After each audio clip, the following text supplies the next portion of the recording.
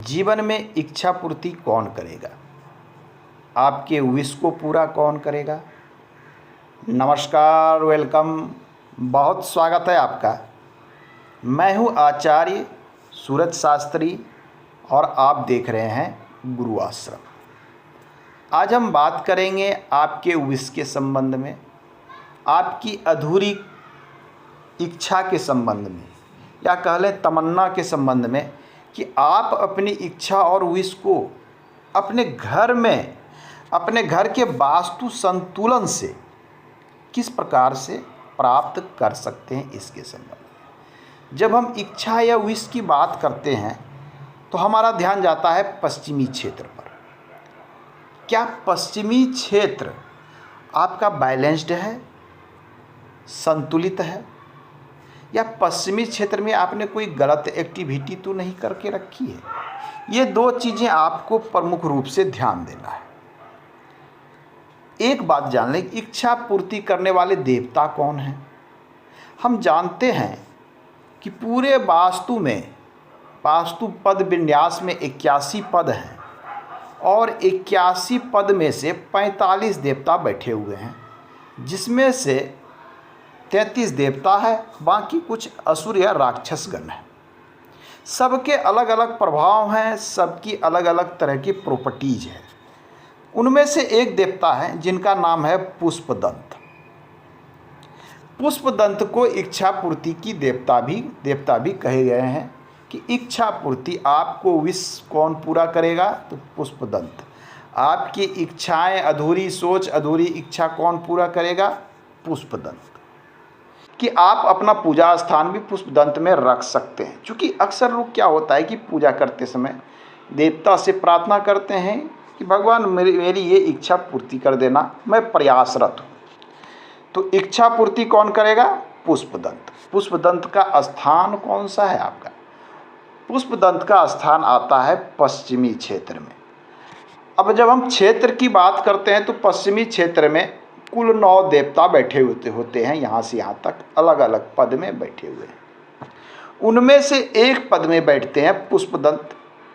पुष्पदंत के पास जो पद होता है उसे हम यदि मार्क करने का प्रयास करें तो केंद्र से हम इस प्रकार से, ये देखिए, ये इस प्रकार से पश्चिमी दिशा में जब मेजरमेंट करेंगे, ये 22.5 डिग्री का क्षेत्र, ये तो इसमें 2 पद निकल कर आएगा। ये 2 पद, जिसमें से एक पद आएगा पुष्पदंत और दूसरा पद आएगा वरुण। तो ये जो पुष्पदंत का पद है, यह क्षेत्र आपके लिए अति इम्पोर्टेंट है। अब आप देखें कि आपके घर के पुष्पदंत में क्या है। यदि आपको लगता है कि जीवन में आपकी महत्वपूर्ण इच्छाएं पूरी नहीं हो पा रही है, समस्या क्रिएट है, और चाहकर भी आप अपनी विश को पूरा नहीं कर पा रहे हैं, मैं उस विश की बात कर रहा हूं जो आपके, जिस विश के लिए आप प्रयासरत हैं।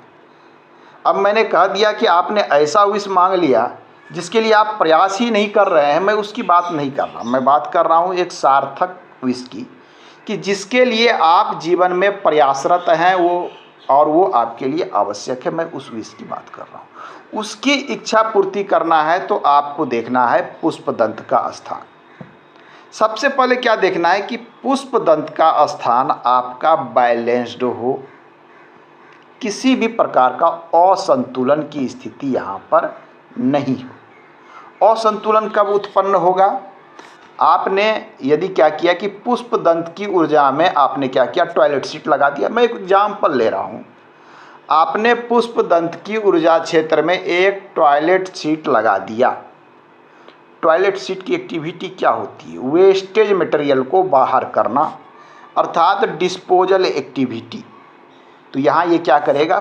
पुष्पदंत की ऊर्जा को डिस्पोज करना प्रारंभ कर देगा, बाहर करना प्रारंभ कर देगा।